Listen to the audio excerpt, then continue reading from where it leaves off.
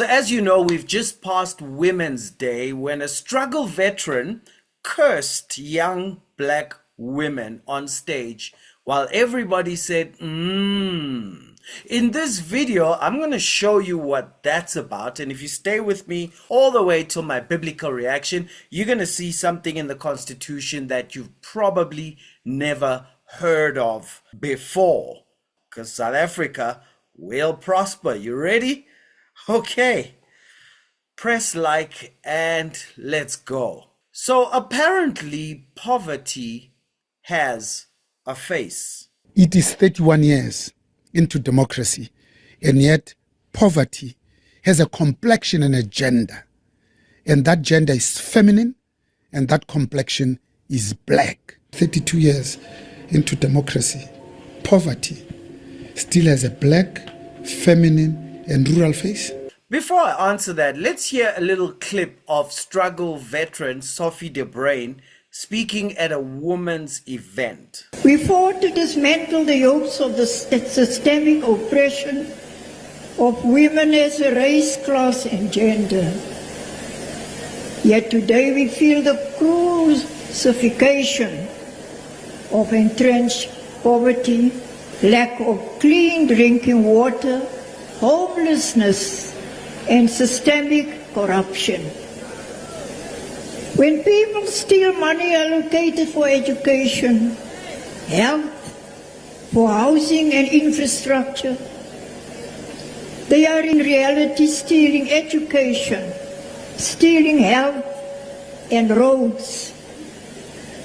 These are real victims of corruption, and furthermore they are stealing from you and me, who pays our taxes. It is also very disappointing that the democratic South Africa is still the most unequal country in the world. The face of poverty and inequality in our country is mainly black, female, and young. The face of poverty is black. The face of poverty is female. And I wonder, what if I said that the face of wealth, and I go to Phuthi Mahanyele, who is the CEO of Naspers, she leads 69.5 billion under her decisions. I go to Judy Dlamini, Mbekani Group CEO, Gloria Serobe, Louisa Mojela, both at Wiphold, extra multis. Or I go to Bridgette Radebe, who leads Macau Mining, hundreds of millions. Precious Moloi-Motsepe, Nonkululeko Nyembezi is the chair of Standard Bank. When she decides over 478 billion rands. Or Wendy Luhabe, or Basetsana Kumalo. Super wealthy. Or Connie Ferguson, the most powerful production company in the country with top series on Netflix. What if I said the face of wealth is black and female? Well, I'd be talking nonsense. If I said that, I'd be talking absolute rubbish. I would be doing it mischievously if I did that. I don't know why other people give poverty a race or a gender. Because poverty actually does have something. It's a number. People have faces. Poverty does not. It has a number. When we keep speaking about poverty having a face or a race or a gender, guess what? That leads to the bad decisions that ignore the number. And there are two numbers that matter for poverty. The first one is the number we want to get it to. It's called 0. The second number that's very important that has to do with poverty is this one. This, ladies and gentlemen, is Singapore in 1950.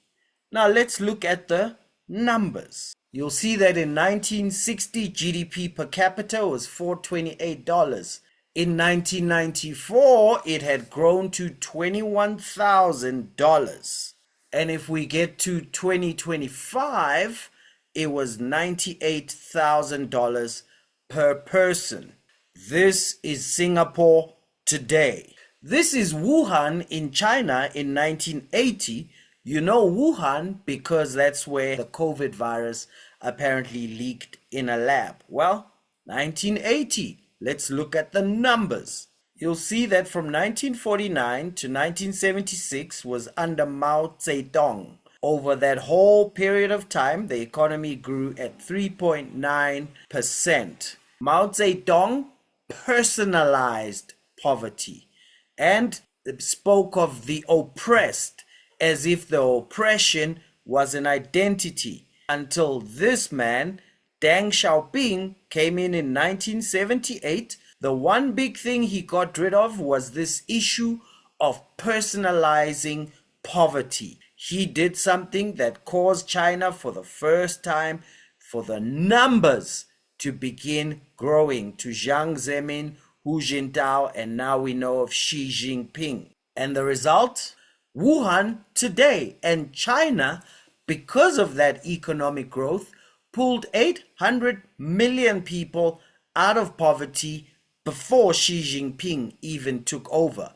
The numbers have still been growing. The one thing China has never compromised any single year is to have economic growth since Deng Xiaoping. While we were celebrating freedom in 1994, this is Kigali, Rwanda. Look at the numbers from 1994 going all the way up. GDP per capita went from around 500 to 3,500. Still less than us, but now that the number has been moving up, same picture, same spot today. Poverty has a number. This is Johannesburg that I grew up in. So 94 GDP per capita to 3,000 per person. I registered my first company in 2001. I got to ride that wave, and because I was in the music business and in the people empowerment business, by 2006 I had created my first millionaire in music. Over this growth period up to there, the number of people with jobs doubled, and we've just been playing around here under Zuma and Ramaphosa. You realize what is the number there of economic growth? Zero. There's been no economic growth compared to the growth from 1995 to about 2007. From 2007 till now, no economic growth, meaning no new jobs, no new millionaires, no new billionaires. What has happened? This is Joburg today. Why? Because the numbers say if the population's growing and the economy is not, actually everyone is getting poorer. I know someone's going to say what race is getting poor? Numbers. And before I say too much, let's go to the Constitution. Let's explain to you why are we here between the borders of the Limpopo and down to Cape Town. This is what we are doing here. We, the people of South Africa, through our freely elected representatives, adopt this constitution as the supreme law of the republic so that we can achieve something. What are we actually trying to achieve here? Well, number 3 reason why we are here in South Africa. Our objective is to improve the quality of life of all citizens and free the potential of each person. This is why South Africa exists. This is what we are about. This is what we do here. Improve the quality of life of all citizens and free the potential of each person. Number 1, we believe that each person has potential, and our role is to free that potential. To free potential means remove anything that may disturb them from expressing their potential. Education is one of those things. So it's important we educate everyone, because that freeze potential. Number two is remove regulations that make life difficult, that put a lid on potential. And most of the laws that cause barriers to freeing potential is because these foreigners, a lot of them are in parliament, think they can be South Africans without believing in South Africa, each person has potential, and we are working together to free that potential. Unfortunately, most of them are trying to give black people potential, meaning they don't believe they have it, and in the process, they don't free that potential. And as a result, the number is no economic growth. And the result is poverty, especially to the people you don't believe have potential. Now, someone could say, no, man, it's just rhetoric. It's just sociological, political speak. No, I call it a curse. Poverty does not have a face. I am black. I am not the face of poverty. My cousin's sister is black. She is not the face of poverty. If you want to make that statement, say what you mean what you say. Say a bigger proportion of people are black. Fine. If that's what you want to say that. Don't call my sister the face of poverty. Don't call my cousin the face of poverty. And don't do it on Women's Day. My little neighbor who's black, my distant relative who's a girl who's black, who's in a rural area, us as South Africans believe that is potential to be freed. You cannot personalize poverty because that is a curse. Those people are carriers of potential, and it's very funny that you listen to people talk, they never end up with, so what we should do is by 2040, we must have 6,000 black female millionaires and at least 600 black female billionaires, and then get on stages and say poverty is bad, all of this is bad, but we're going to tell the government to remove every law that holds back your potential. And believe me, my baby, you are the ones that are going to break this cycle, because by 2040, you guys are the next Phuthi Mahanyele. You are the next billionaires. You are the next industrialists. You are the next. And especially when we're listening to seniors, tell the young people they can do well. Tell your government the same way you marched against apartheid. Tell your current government to stop holding back the potential of each person and to stop speaking to black South Africans like they don't carry potential. They are just poster children for poverty.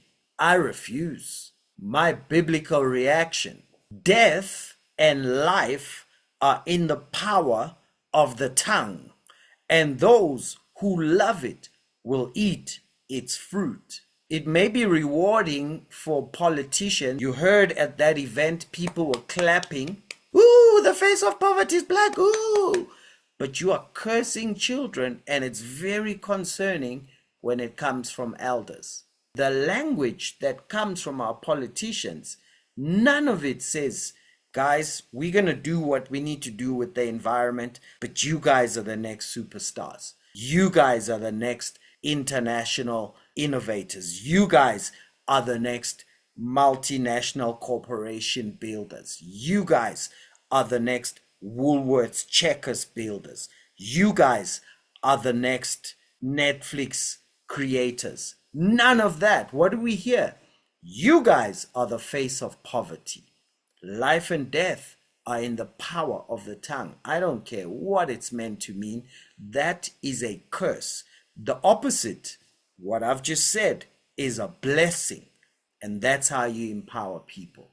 I came to start this channel because around that time that the economy stopped growing, I realized it was harder and harder to empower people because they had internalized too much of the rubbish that's being spoken on TV. The curses from the ANC had become internalized, and I realized as time went on and on, the superstar musicians I was able to create by just giving them a vision and say, this is the plan, let's go. The entrepreneurs I was able to empower by just teaching them basic principles of entrepreneurship and saying, number one, of course, is you got to have a vision. As that time happened when the economic growth started struggling, I also realized it was harder to empower them because they had internalized this garbage. The curse had finally seeped into their minds and their hearts, and it became harder and harder to create millionaires. It became harder and harder. Before that time, possibly up to 100 people that I was able to empower from poverty to permanent middle class. From that time, you just started talking to a brick wall. You started teaching a brick wall. You started addressing brick walls. And a big reason is because the curse spoken by elders, probably not on purpose, a curse spoken by mistake, still operates. And it is a curse. It's supernatural force carried in words that eventually gets internalized and produces after its own. If you look at the countries that have grown, you will also realize the words that came from their mouth started to become words of growth, words of possibilities, words of dreams from the leaders. So this is what I'll tell you. You want to see the future of a people? Listen to what their leaders are saying today. And what the leaders are saying today is, my girl, you are the face of poverty. How horrible. I refuse. In case some girl's going to listen to this video, share it with them. This is what I'm going to tell them. Listen, young black lady, you are not the face of poverty. You are the face of potential. And I'm doing this video because myself and a whole lot of people are going to fight for you to free the potential that's in you. And if you'll start to dream, focus at school, but just decide that you're going to go somewhere, we're going to make sure that our government frees your potential, because that's what South Africa is about. South Africa is about freeing the potential of every person. And as South Africa, we believe you have potential. And we believe our job is to free that potential, and the sky is the limit. You choose whatever you decide. If you will look up to it, no matter where you're starting from, and go that way, we will be fighting for you back here to make sure that everything the government does is South African. We're going to make sure that you have leadership that knows this, believes this, speaks like it, and does policy thinking you have potential. And the sky is the limit for you, dear lady. You are the face of potential. So no man can serve two masters. Either he'll love the one or hate the other, or he'll despise the one and honor the other. You can't serve God and Karl Marx. Let's make history together. Cheers.